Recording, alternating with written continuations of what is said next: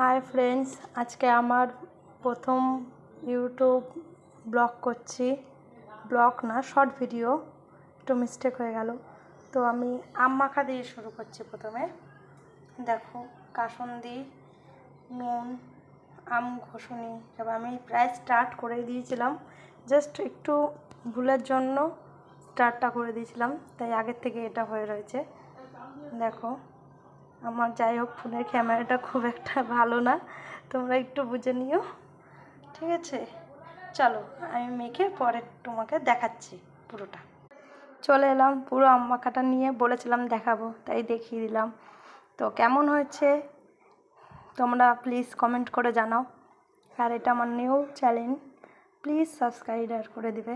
তোমরা একটুখানি সহযোগিতা করো আমাকে। চলো, টাটা।